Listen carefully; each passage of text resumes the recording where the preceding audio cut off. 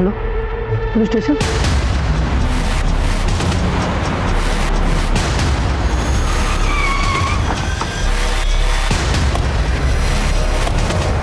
Sir वो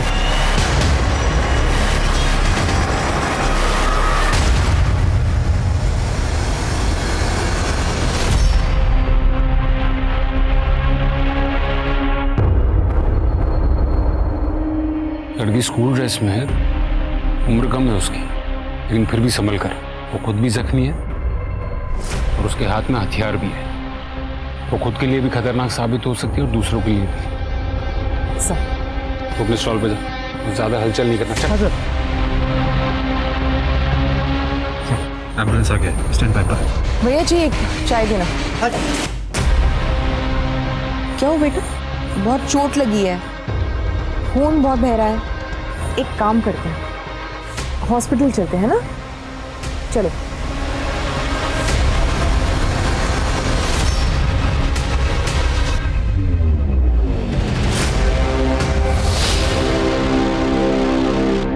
नमस्कार, मैं रेणुका शाहने क्राइम पेट्रोल के इस नए अध्याय गुमराह बचपन में आपका स्वागत करती हूँ। कहते हैं कि दुनिया में एक चीज स्थिर है और वो है बदलाव। हम चाहे कितनी भी कोशिश कर ले, बदलाव को कभी नहीं रोक पाएंगे। अब देखिए ना, जब कभी मैं अपने टीनेज बच्चों को देखती हूँ तो एहसास होता है कि जब मैं उनकी उम्र की थी तो मेरी दुनिया कितनी अलग थी। आज के बच्चों पर बाहर की दुनिया का इतना ज्यादा प्रभाव पड़ता है कि हम कभी सोच भी नहीं सकते उनके दिमाग में क्या चल रहा है। ये शायद उन्हें भी नहीं पता होता, तभी तो आसानी से अपराध की दुनिया का काला साया उनके ऊपर पड़ जाता है। पटना में हाल ही में एक ऐसा ही खौफनाक केस सामने आया जिससे पुलिस भी सकते में आ गई। आखिर वो लड़की कौन थी, उसके साथ क्या हुआ था? आज जो केस मैं आप लोगों के सामने लेकर आई हूँ, उसकी कल्पना करके किसी की भी रूह कांप जाए।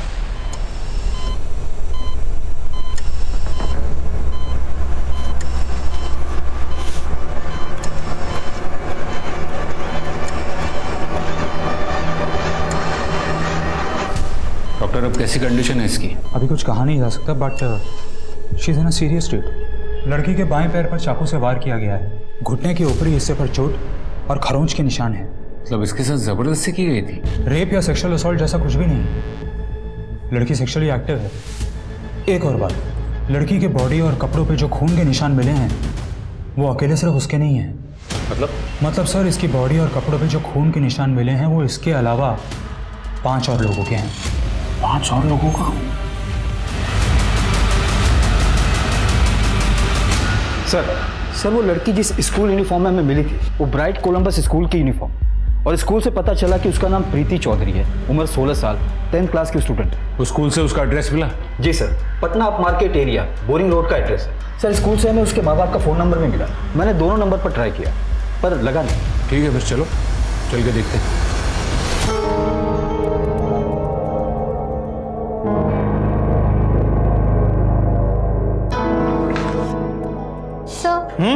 मैं go to washroom please. Question का आंसर लिख रखा है वहाँ पे। नॉर्मल क्लास नहीं है, ये टेस्ट चल रहा है। देखो बेटा, ऐसा है, नकल के लिए ना अकल का जरूरत पड़ता है, तो तुम्हारे पास में है नहीं। जाओ आप, जल्दी आना लेकिन।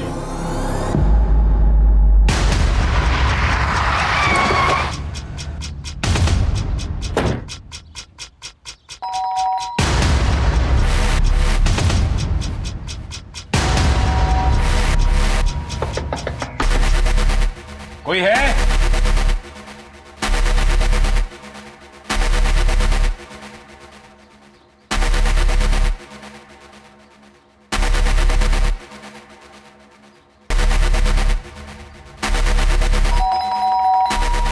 पिछला दरवाजा तोड़।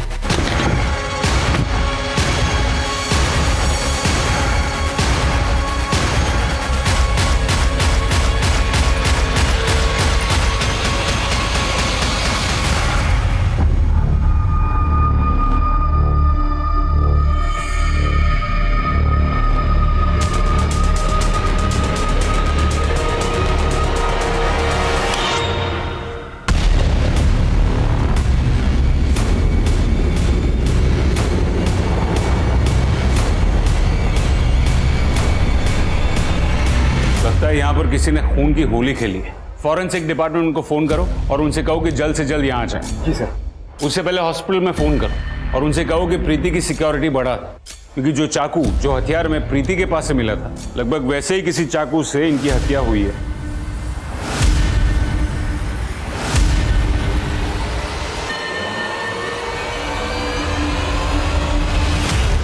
माम झाड़ पोछ करें या स्कूल जाएं, हमको लेट हो रहा है स्कूल जाने में।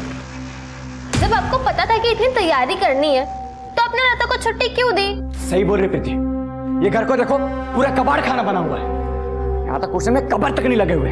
इस घर में ना कोई भी काम ठीक से नहीं होता। जरा सा काम क्या बोल दिया?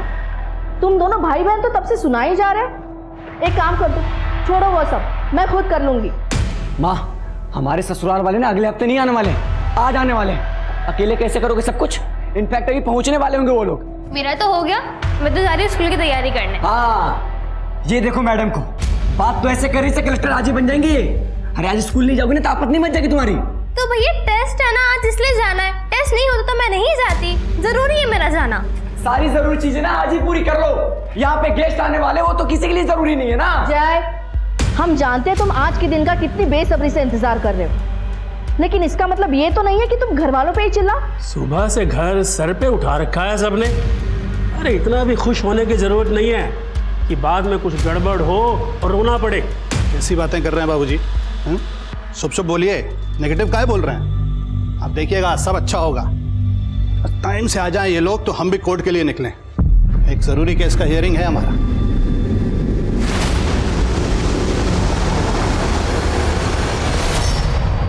चारों की मौत चाकू के वार और खून बहने की वजह से हुई।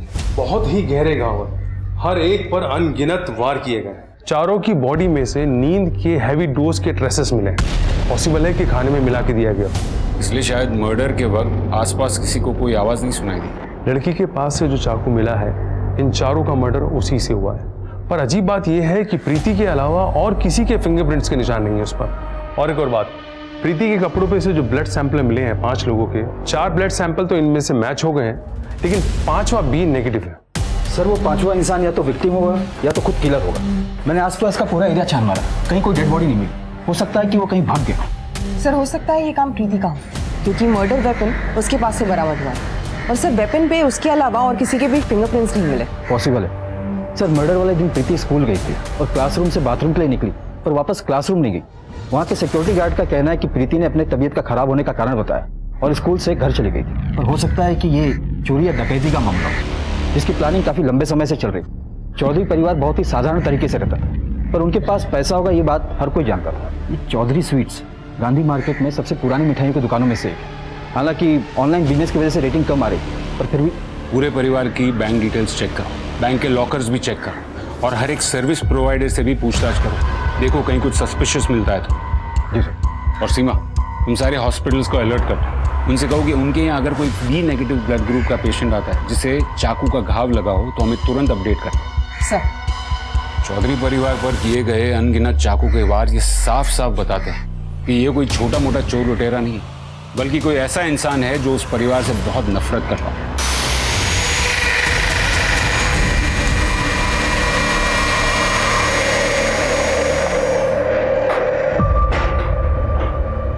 इतना लेट आई? कहाँ थी अब तक? कहीं भी रहे, तुमसे मतलब? बहुत हिम्मत बढ़ गई तुम्हारी, अब ऐसे बात करोगी?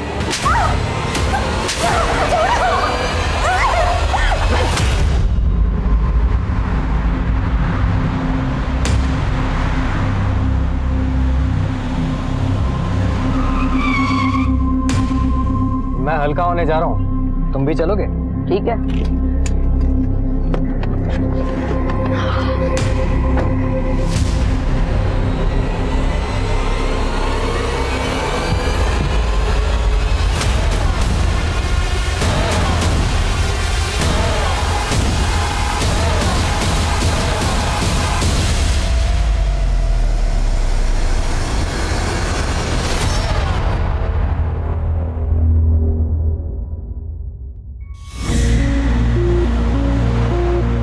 संभाल के। और ये मिठाई के डिब्बे अभी भी यहीं पे हैं, किचन में रख के आओ, वो लोग कभी भी आते होंगे।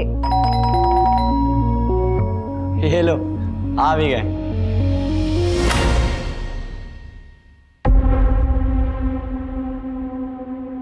अब तुम और बाकी सब कहाँ हैं? वो सब नहीं आएंगे क्योंकि मैंने उन्हें मना किया। क्यों बेटा? मैं यहाँ ये बताने आई हूँ कि मैं ये शादी नहीं कर सकती हूँ। तुम्हारे पिताजी से सब बात हो चुका है, वही तो सामने से। लेकिन शादी पिताजी को नहीं, मुझे करनी है। और मैं साफ और सीधे शब्दों में कह रही हूँ कि मैं जैसे शादी नहीं कर सकती हूँ, नहीं हो पाएगा मुझसे।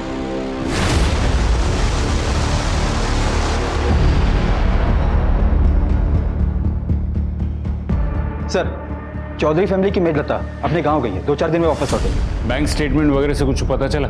सर, मर्डर के 2 दिन पहले प्रीति के दादा धर्मेंद्र चौधरी ने बैंक से 30 लाख रुपए निकाले थे और मां नम्रता चौधरी ने 1 हफ्ते पहले बैंक के लॉकर को एक्सेस भी किया था। लेकिन घर से तो कोई कैश बरामद नहीं और इस घर में कोई फोर्स एंट्री के निशान भी नहीं मिले। सर, हो सकता है कि वो कातिल इस फैमिली को अच्छे से जानता होगा और इतनी नफरत करता था, बेरहमी से अनगिनत वार करके इन चारों का मर्डर कर दिया। सर, ऐसा कौन कर सकता है? जांच में तो यही सामने आया कि धर्मेंद्र चौधरी बहुत ही अच्छे इंसान थे, मिठाई का बिजनेस करते थे और सबसे मिठाई बात करते थे। इनका कोई दुश्मन नहीं था और बहू नम्रता चौधरी साधारण गृहिणी थी। इनका कभी किसी के साथ कोई झगड़ा भी सामने नहीं आया।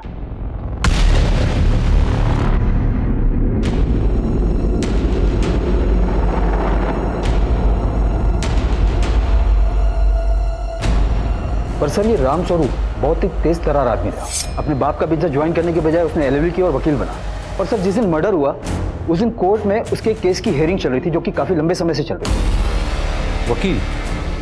और ये कौन सा केस था जिसकी सुनवाई चल रही थी?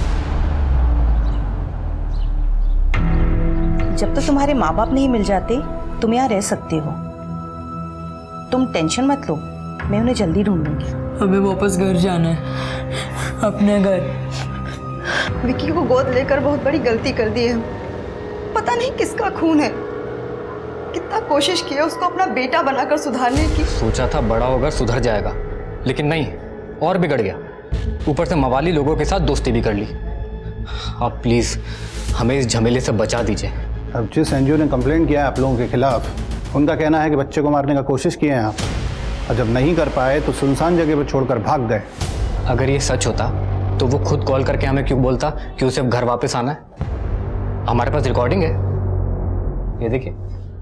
सॉरी पापा, हमें माफ कर दीजिए, हमें घर वापस बुला लीजिए। हम घर वापस आना चाहते हैं पापा। अच्छा, माफी मांग रहा है, वापस आना चाहता है, तो काहे नहीं बुला लेते हैं उसको? अरे क्योंकि वो 1 नंबर का झूठा है। हमें विक्की नहीं चाहिए। आप प्लीज ये अडॉप्शन कैंसिल कर दीजिए। सर, रामस्वरूप के असिस्टेंट के मुताबिक जब विक्की को पता चला कि रामस्वरूप उसके माँ बाप का वकील है तो वो उसके ऑफिस गया और उसको धमकी भी दी थी। तो तुम हो हमारे माँ बाप के वकील। अब वो तुमको अपना बेटा ही नहीं मानते तो क्या करिएगा? वो मानेंगे भी तो तुम नहीं मानने दोगे। पैसे जो चाहिए तुम्हें हम बता रहे हैं। अगर हमारे माँ बाप से हमें अलग किया ना, अच्छा नहीं होगा तुम्हारे लिए।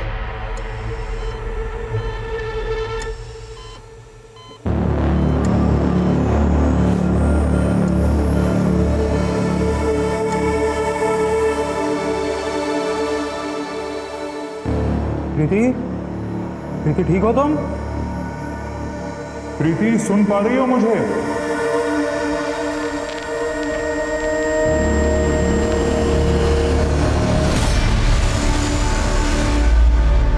सत्रह जून को तुम कहाँ थे? तुम्हारी मैडम ने कहा कि तुम कुछ अपने दोस्तों को मिलने गए थे। हाँ गए थे, लेकिन तो ये कि तुम जिन जिन को मिलने गए थे उन सबके नाम और नंबर्स लिखो। मैडम, हमें ये विकी के ब्लड सैंपल्स चाहिए।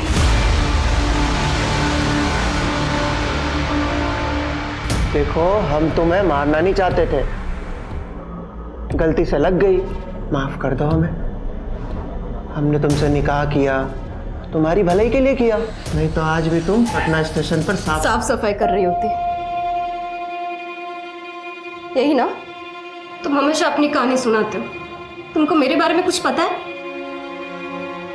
जानते हो कि ये सब कब हुआ, कैसे हुआ? मुझे आज भी याद है।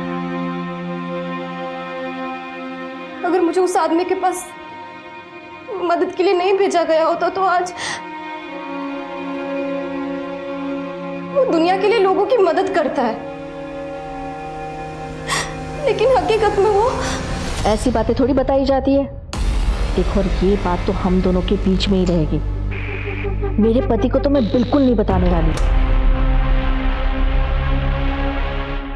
क्या बता रही थी तू? लेकिन उसे देख के तो ऐसा लगता नहीं है कि उसका किसी के साथ अफेयर होगा। किसके साथ? वो? अरे वो तो मन में कितना छोटा है। दूसरों की जिंदगी में झांकने से फुर्सत मिल जाए तो अपनी जिंदगी भी संभाल लेना। लोगों का काम है अफवाहें फैलाना।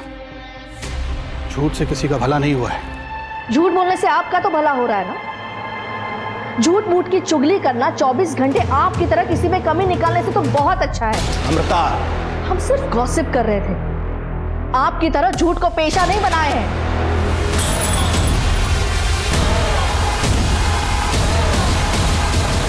बहुत ही निचले दर्जे की स्टूडेंट थी मैडम। वो चीटिंग करेगी ये तो मालूम था, लेकिन इस हद तक गिर जाएगी वो नहीं मालूम था। पर हाँ, क्वेश्चन पेपर देखते ही वो बाथरूम के बहाने घर को निकल गई थी। इस प्रीति के बारे में और कुछ बता सकते हो? लड़की फर्रा छुपाई हो? कहाँ छुपाई हो फर्रा? अच्छा, शर्ट में छिपाई हो है कि अच्छा जूता में छिपाई रही होगी?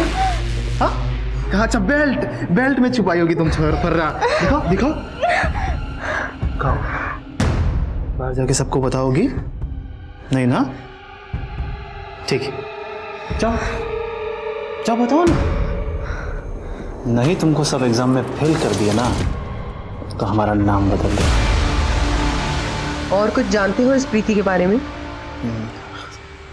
नहीं। इसका मतलब है एग्जाम खत्म होने से पहले ही 10:30 बजे प्रीति स्कूल से निकल गई थी, और क्योंकि उसके पास मोबाइल नहीं था इसलिए ये ट्रेस करना मुश्किल है कि वो स्कूल से सीधे घर गई थी या फिर कहीं और। सर, ये प्रीति का भाई जय, उसके कॉल रिकॉर्ड से साफ पता चलता है कि मर्डर वाले दिन सुबह उसने एक नंबर पर कई कॉल्स किए हैं। सर, और इंटरेस्टिंग बात यह है कि मर्डर वाले टाइम मतलब 12 बजे के आसपास इस नंबर की लोकेशन चौधरी के घर की थी। अच्छा, किसका ये नंबर? सर, किसी स्मिता बंसल के नाम पर रजिस्टर्ड है। स्मिता बंसल? सर, ये लगता है जो चौधरी परिवार के यहाँ काम करते हैं। कितने साल से काम कर रही हो चौधरी परिवार के यहाँ? 2 साल से। जिस दिन मर्डर हुआ तुमने उसी दिन छुट्टी ली, क्यों? तुमको पहले से पता था कि कुछ होने वाला है? नहीं साहब, वो तो छुट्टी हमारी बीमार अम्मा के लिए ली थी, और ली भी कहाँ थी साहब, वो तो नम्रता मैडम खुद ही दिए थे जब उन्हें पता चला कि हमारी माँ को कैंसर हुआ है। मतलब तुमने छुट्टी मांगी नहीं थी, नम्रता ने जबरदस्ती तुमको दी? जी साहब। तुम 2 साल से उनके यहाँ काम कर रही थी ना, तो घर की चाबियां तो तुम्हारे पास होंगी ना? जी। और तुम्हें ये भी पता होगा कि घर में कैश और ज्वेलरी कब आती और कहाँ रखी जाती है। ये सब हमें कैसे पता हो सकता है साहब? ठीक है, ये तो पता होगा ना कि उस दिन कोई छुट्टी नहीं थी, ना ही कोई त्योहार था, फिर भी पूरा परिवार घर पर था। क्यों? जय बाबू है ना, उनकी दोबारा सगाई होने वाली थी, इसीलिए पूरा परिवार उस दिन घर पर ही था। दोबारा? जी साहब। मैं 14 साल की थी जब एक परिवार मुझे अपनी नौकरानी बनाकर साथ लेके गया था। वो मुझे रोज मारते पीटते थे। तभी किसी ने मुझे बताया कि मैं नाबालिग हूँ और एक आदमी है जो मुझे अपना हक दिलाने में मदद करेगा। मैं उस आदमी के पास पहुंच गई, लेकिन उस दरिंदे ने मेरी जिंदगी बर्बाद कर दी। तुम जो मुझे ये रोज मारते पीटते हो ना, लेकिन उस तकलीफ के सामने ये तकलीफ कुछ भी नहीं है।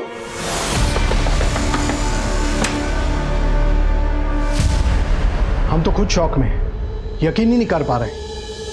पता नहीं ऐसे कैसे हो गया। ना समझ है हमारी बेटी, माफ कीजिए इसे।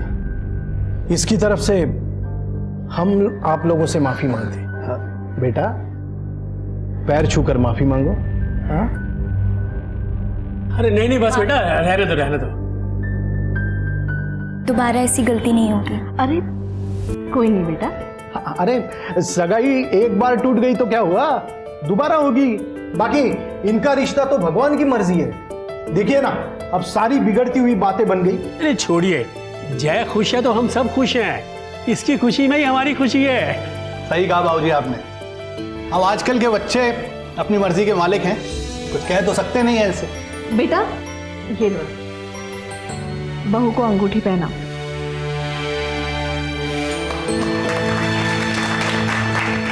अरे बधाई हो। लीजिए पेस्ट्री खाइए, हमारी दुकान की है, खास तौर पर आज के लिए बनवाई है।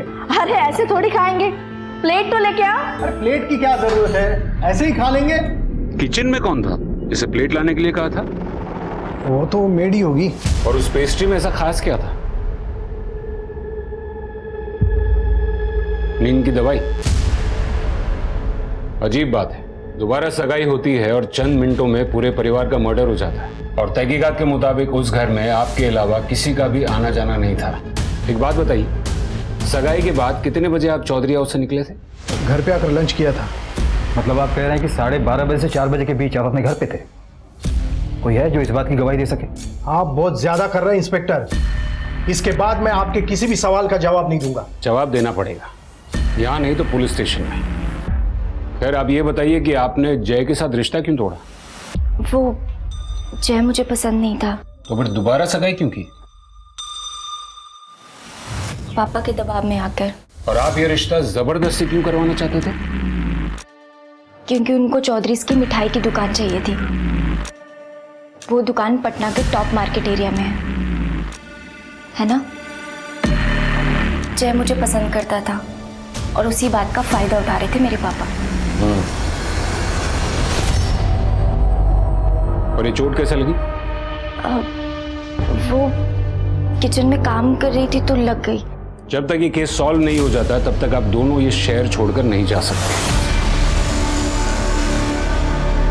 सर इसका मतलब है कि जय की फैमिली और स्मिता ये सभी लोग शादी से खुश नहीं थे। सर बंसल की नजर दुकान पर थी, तो कहीं ऐसा तो नहीं कि चौधरी परिवार को इस बंसल नहीं मारा हो? स्मिता और जय की सिर्फ सगाई हुई, इसलिए बंसल को चौधरी परिवार को मारकर, खासकर वो जय को मारकर कुछ नहीं मिलता। तो सर उस हिसाब से तो स्मिता के पास स्ट्रॉन्ग मोटिव था जय को मारने का। एक तरफ एक लड़का रामस्वरूप को धमकी देता है, दूसरी तरफ मर्डर के दिन ही प्रीति स्कूल से जल्दी वापस आ जाती है, और तीसरी तरफ ये लोग जबरदस्ती सगाई करने पर तुले थे। और एक बात है सर लता ने बताया था कि नम्रता ने उससे छुट्टी दी थी, और बंसल का कहना था कि नम्रता ने जिसे प्लेट के लिए आवाज़ दी थी किचन में, वो मेड हो सकती है। कौन है ये पांचवा शख्स जो किचन में था, और वो कब घर में आया और कब चला गया? जब सच झूठ और फरेब के बीच उलझ जाता है तो उसे सुलझा पाना नामुमकिन सा लगने लगता है।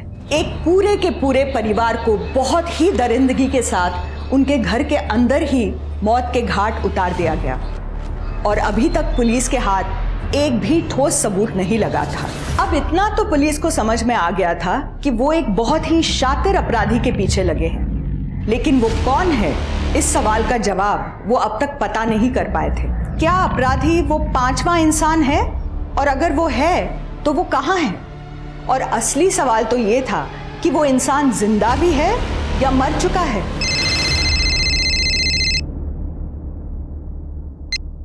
हाँ बोलो। सर विकी का ब्लड ग्रुप 5वीं ब्लड ग्रुप से मैच नहीं हुआ, लेकिन कोई और है जिसका ब्लड ग्रुप बी नेगेटिव है।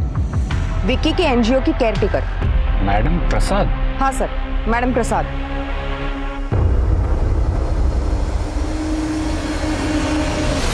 मुझे पता था तुम यहीं मिलोगी। आज स्कूल क्यों नहीं आई? तुम्हें पता भी आज हमारे साथ क्या हुआ स्कूल में?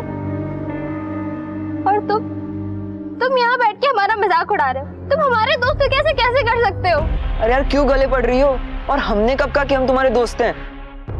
अजीब चेप लड़की आ रही है।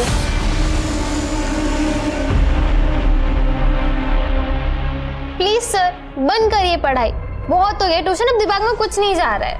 दिमाग में तो तब जाएगा ना जब दिमाग लगाओगी। एग्जाम सर पर है और तुम्हारी ये तैयारी है, ये देखो सब आंसर गलत है।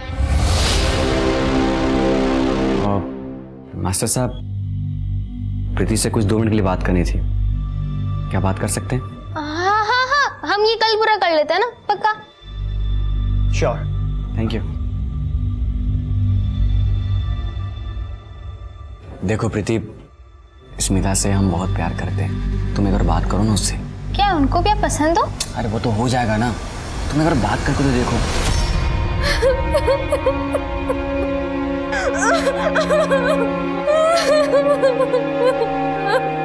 हम समझते हैं कि भैया आपके मुकाबले दिखने में तो खास नहीं, पर वो बहुत अच्छे हैं और वो आपसे प्यार भी बहुत करते हैं।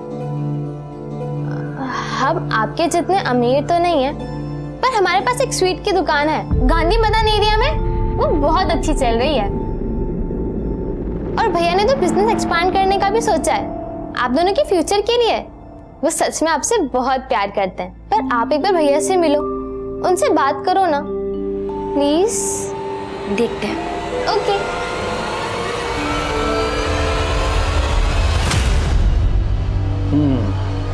गांधी मैदान में मिठाई की दुकान, ये रिश्ता नहीं, लॉटरी है लॉटरी। आखिर और क्या जानना रह गया विकी से? विकी से नहीं, हमें आपसे कुछ जवाब चाहिए। देखिए, सीधे सवाल के सीधे जवाब दें। जिस दिन मर्डर हुआ उस दिन आप चौधरी हाउस गई? नहीं, पर आप ये क्यों पूछ रहे हैं? क्योंकि मैम आपका ब्लड ग्रुप बी नेगेटिव है। आपके शरीर पर कहीं चोट के या घाव के निशान है? नहीं है, आप चाहें तो चेक कर सकती हैं। मैंने कहा ना, आप लोगों को जरूर कुछ गलतफहमी हुई है। चलिए ना, आप हमारी गलतफहमी दूर कर दीजिए। चलिए बताइए, राम स्वरूप जी के साथ आपका सिर्फ प्रोफेशनल इंटरेस्ट है या फिर कोई और रिश्ता भी है?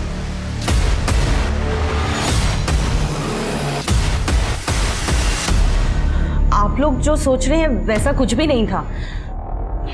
बात सिर्फ इतनी है कि राम स्वरूप जी की अपनी पत्नी और पिता से कुछ खास बनती नहीं थी और वो एक दोस्त ढूंढ रहे थे अपनी दिल की बात जिससे वो शेयर कर सकें, और मुझ में उन्हें वो दोस्त मिल गया। बस इससे ज़्यादा और कुछ भी नहीं। ठीक है, आप लोग जा सकते हैं। ये राम स्वरूप चौधरी और नम्रता चौधरी दोनों की डिटेल्स निकाल। मैं देखना चाहता हूँ कि ये राम स्वरूप की अपने पिता से और अपनी बीवी से किस हद तक नहीं बनती थी, और इन दोनों पे नजर रखो। और एक काम करो। सर लता झूठ बोल रही थी, मैंने पता किया। उसकी माँ गांव में तो है पर बीमार नहीं है। जानू, जानू, सुनो ना। क्या चाहते हो तुम? क्यों रोज रोज परेशान करने आ जाते हो?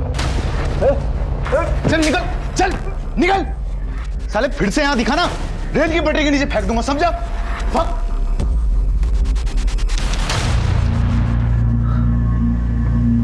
टेंशन मत ले। हम सच कह रहे हैं, हमने कुछ नहीं किया है साहब। तुम्हारी अम्मा को कौन सी बीमारी हुई थी? सब टीबी था। टीबी? सीमा, पिछली बार इसकी अम्मा को कैंसर हुआ था। एक काम करो सीमा, इसको अंदर करो, इसको आराम से सोचने दो। चलो सब वो बीमारी का बहाना तो इसलिए किया था कि हमको कोनो झमेले में नहीं पड़ना था सब। झमेले में तो तुम पड़ चुकी हो, बहुत बड़े झमेले। ले जाओ इसको अंदर। नहीं साहब, गलती होगी साहब, माफ कर दीजिए साहब। नहीं मैडम, माफ कर दीजिए मैडम।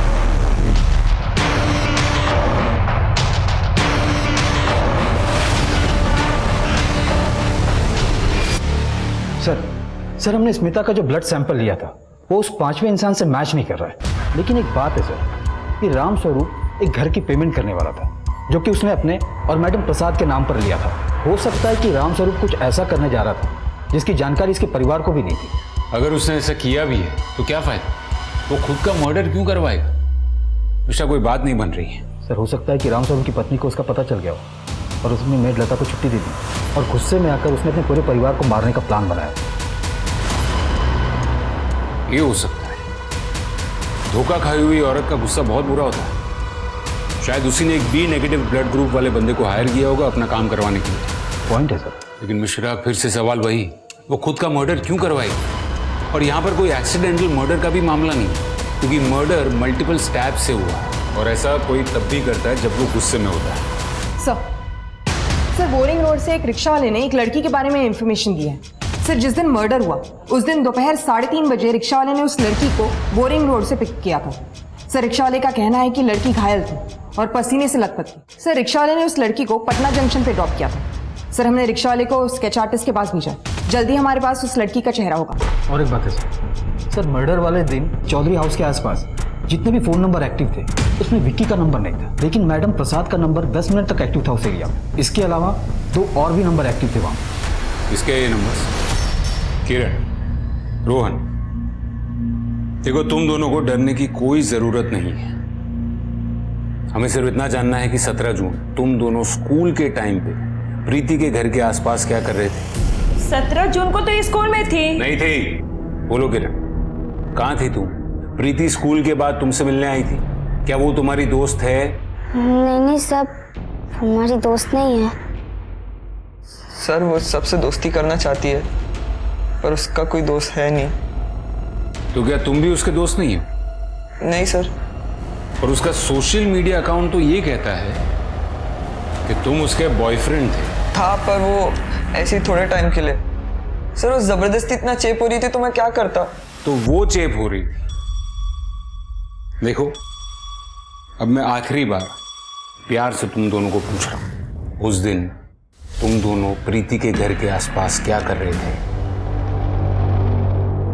क्या कर रहे थे प्रीति के घर के आसपास? सर वो हमें उसे जबरदस्ती घर छोड़ने जाना पड़ा था। जबरदस्ती?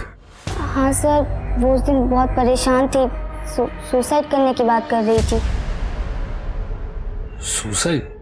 क्यों? क्योंकि उसे उस दिन टीचर ने मोलेस्ट किया था। तुम्हें पता, सर ने हमें यहाँ छुआ। हम और जीना नहीं चाहते, मैं मरना चाहती हूँ। प्रीति रोना बंद करो और ये सब जाके अपनी मम्मी पापा को बताओ। नहीं सुनेंगे वो लोग हमारी बात। अच्छा ठीक है, तुम रोना बंद करो, चलो हम तुम्हें तुम्हारे घर लेके चलते हैं, चलो। फिर हमने उसे उसके घर छोड़ा और अपने घर चले गए। ठीक है, आप लोग घर जा सकते हैं।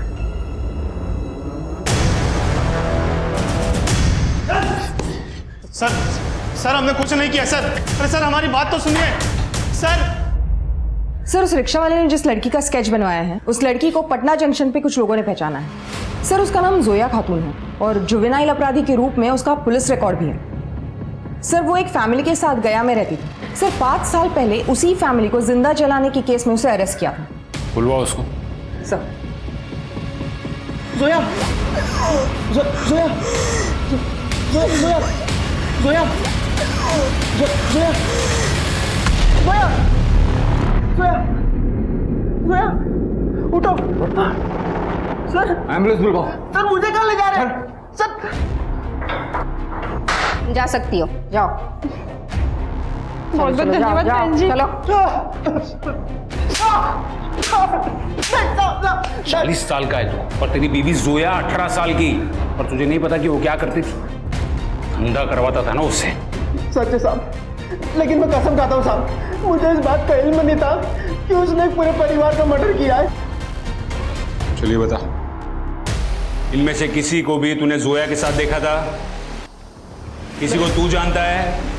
नहीं साहब, नहीं। या तो ये असलम बहुत अच्छा एक्टर है या फिर वाकई में उसे कुछ नहीं पता। ये जोया की बॉडी पर जो चाकू के घाव मिले, उससे एक बात तो कंफर्म हो जाती है, उस दिन किचन में जोया ही थी।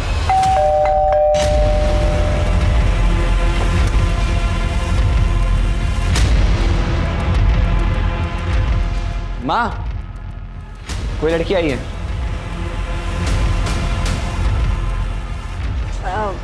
नमस्ते। नमस्ते, बोलो। लता ने भेजा है हमको। जब तक लता नहीं आती तब तक हमको काम करने के लिए बोला है। ओह, लता भी कितनी जिम्मेदार है। अब बेटा नाम क्या है तुम्हारा? सोनू। तुम आज से काम शुरू कर सकती हो। हाँ, आ जाओ, मैं दिखाती हूँ क्या क्या करना है। आ जाओ आ जाओ आ जाओ, अंदर आओ बेटा। लेकिन देखो, फिर भी हमारे हाथ खाली है। प्रीति की हालत सुधरी? अभी भी वैसी ही है। सर वो जो भी बोलती है उसका कुछ मतलब नहीं बनता। सर रियलिटी और इल्यूजन में फर्क नहीं कर पा रहे। प्रीति, प्रीति, what happened? Are you okay? लाल रंग, लाल हर जगह लाल, सब कुछ लाल, खून ही खून, लाल खून। ये प्रीति मर्डर से पहले लास्ट रोहन और किरण को मिली थी ना। इन बच्चों से मिलना पड़ेगा। फिलहाल इस केस में वही दो अहम कड़ी।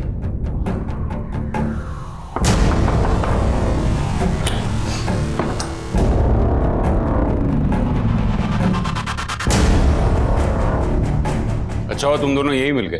सर हम लोग तो म्यूजिक सुन रहे थे। हमें भी सुनाओ तुम्हारा ये प्लेलिस्ट।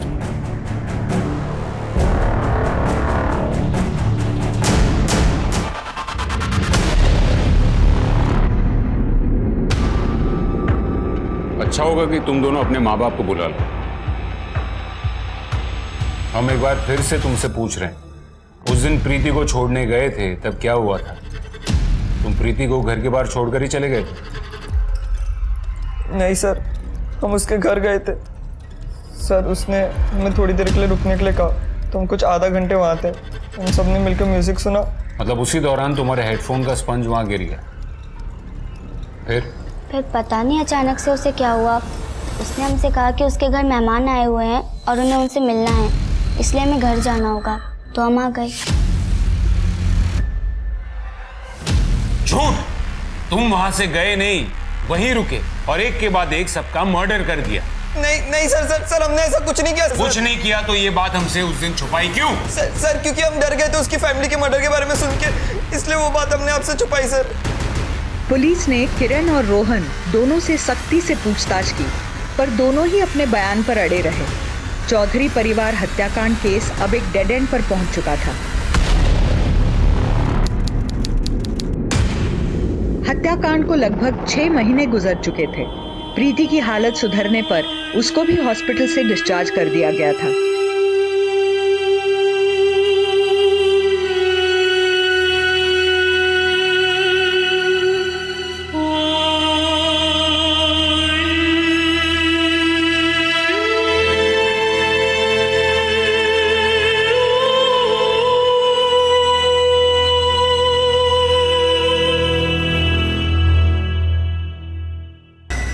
चारों ओर से निराशा का सामना करती पुलिस को एक सुराग मिला।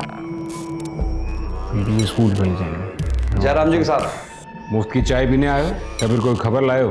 वो पंचनाथ बस्ती है ना, सब नई शक्ल के लड़के आते हैं आजकल उधर। दिन रात लाइट बुझा के न जाने क्या गुपचुप काम करते रहते हैं। हाँ देख लेंगे। और कुछ? और हाँ, वो 2 गे लड़के लगता है रातों रात नोट छापने की मशीन लगाए हैं। जूते, कपड़े, मोबाइल सब एक नंबर का माल लेके बस्ती में घूमते रहते हैं। हाँ तो जुए में जीते होंगे।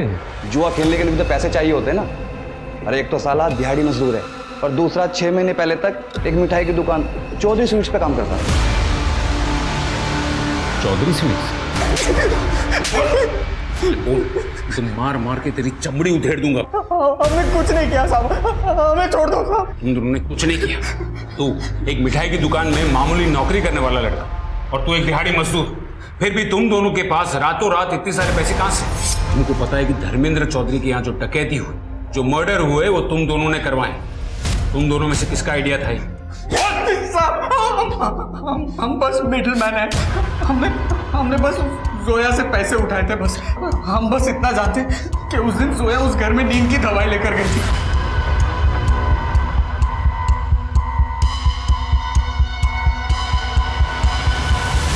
बस बस बस, रोज कोर्ट जाने के लिए हमको लेट हो जाता। पापा कम से कम आज के दिन तो गुस्सा मत करो। आज मैं बहुत ही खुश हूँ। खुश हो ये अच्छी बात है, लेकिन शादी करना मतलब सिर्फ घूमना फिरना नहीं होता। उसकी मान सम्मान की जिम्मेदारी भी तुम्हारी ही है। मम्मी अब हमसे और नहीं खाया जाएगा। हमारी तबीयत ठीक नहीं लगे, हम अपने कमरे में जाए। अरे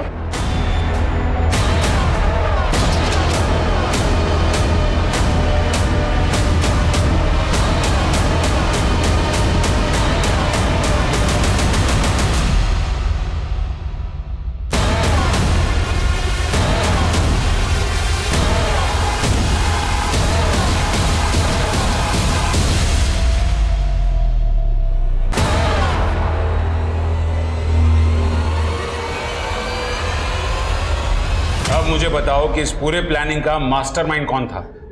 था नहीं, थे 2 लोग थे साहब, लेकिन हम बस एक को ही जानते, जो मिठाई की दुकान पर आया था। उसे कोई लड़की चाहिए थी जो उसकी मदद कर दी, इसलिए हमने उसे जोया से मिलवाया था। साहब हम सच कह रहे हैं, हम आज तक नहीं जानते वो किस दूसरे बंदे की बात कर रहा था जो जोया का साथ देने वाला था। सर हम तो शुरू से कह रहे हैं कि हमने कुछ नहीं किया है। फिलहाल हम वो नहीं, कुछ और जानने आए। स्कूल के लेडीज टॉयलेट के बाहर एग्जैक्टली क्या हुआ था? क्या फर्रा छुपाई हो? कहाँ छुपाई हो फर्रा? बताओ। अरे बताओ। सॉरी, गर्ल्स वॉशरूम में आप अंदर नहीं आ सकते। सर आप समझ रहे हैं आपको कितना भारी पड़ सकता है ये? हम बाहर जाकर सबको बता देंगे कि आप हमको मॉलेस्ट कर रहे थे। अच्छा, तो हम भी देखते हैं कि तुम कौन से पेपर में पास होती। अगर समझौते से किया जाए तो सब कुछ सही हो सकता है, पर इसके बदले आपको हमको हर पेपर में पास करना होगा।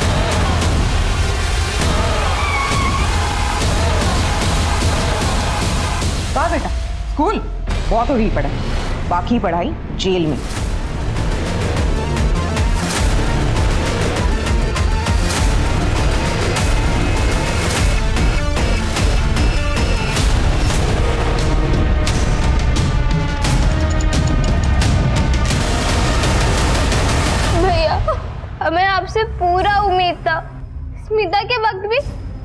आपका पूरा साथ दिया था। अगर आप भी देते तो आज ये सब ना होता।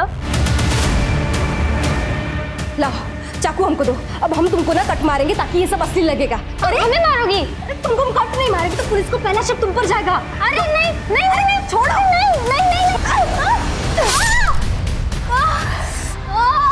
हमने तुमको मना किया था ना, हमको मत मारना, अब हम तुमको छोड़ेंगे नहीं। क्या कर छोड़, तुम समझ काहे नहीं रही हो? पागल हो गई हो क्या? उसने कहा था कि हम सिर्फ 16 साल के, और अगर हम पकड़े भी गए तो हमें जेल नहीं होगी।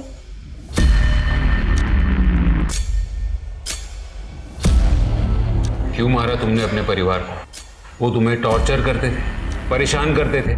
हमारे घर में ना सब लोग खाली प्यार मोहब्बत की बातें करते थे, कोई नहीं समझता था प्यार को। सब कौन? एग्जाम सर पर है और तुम्हारी ये तैयारी है, ये देखो सब आंसर गलत हैं।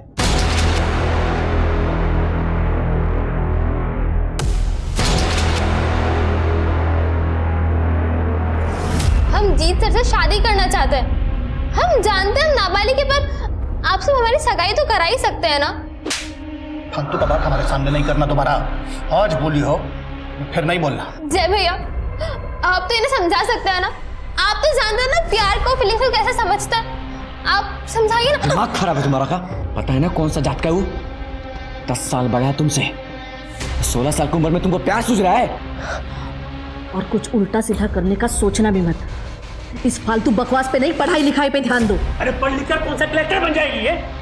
इसका स्कूल खोल बंद करो, नहीं तो किसी दिन मुंह तक कालिक पहुंच देगी। ये सारा प्लान जीत सर का ही था। उन्हीं के कहने पे मैंने अपने परिवार को 16 साल की बच्ची के साथ शारीरिक संबंध बनाए तुमने। एक बात याद रखना, उस पर सिर्फ मर्डर का नहीं, रेप का भी चार्ज लगेगा। बच्ची अकेली थी, कोई दोस्त नहीं था उसका, अमीर परिवार की थी। बस इसी का फायदा उठाकर तूने उस लड़की को फंसाया, उससे पैसे की इंफॉर्मेशन निकलवाई, खुद ही के घर में चोरी करवाई और फिर उसी से उसके पूरे परिवार का खून करवा दिया। क्यों? पैसों की जरूरत थी। ट्यूशन में इतना नहीं मिलता जिससे मैं और प्रीति खुश रह पाते। लालच में आकर तूने उस बच्ची की जिंदगी बर्बाद कर डाली। जब तक तुझे कड़ी से कड़ी सजा नहीं मिल जाती ना, मैं चैन की सांस नहीं लूंगा। टीनेज उम्र का एक ऐसा पड़ाव होता है जहां बच्चों के शरीर में, उनकी सोच में कई तरह के बदलाव होते हैं। इसीलिए टीनेज बच्चों का खास तौर से ख्याल रखना जरूरी है। आजकल के जमाने में माँ बाप को दूर देश का पता सोशल मीडिया से चल रहा होता है, लेकिन अपने ही घर के किसी दूसरे कमरे में बैठा अपना बच्चा क्या कर रहा है, किस दिशा में उसके ख्याल पनप रहे हैं, उसका एहसास तक नहीं होता। प्रीति जिस उम्र में थी उसमें किसी को पसंद करना स्वाभाविक था। ऐसे में अगर प्रीति के घर वालों ने उसे प्यार से समझाया होता तो शायद वो ना होता जो हुआ। इसलिए आप सभी दर्शकों से मेरा निवेदन है कि अपने बच्चों की बात को ठंडे दिमाग से सुने, समझे और फिर उन्हें प्यार से उनके दोस्त बनकर उन्हें समझाने की कोशिश कीजिए। तो इसी निवेदन के साथ अब मैं रेणुका शाहने आपसे विदा लेती हूँ।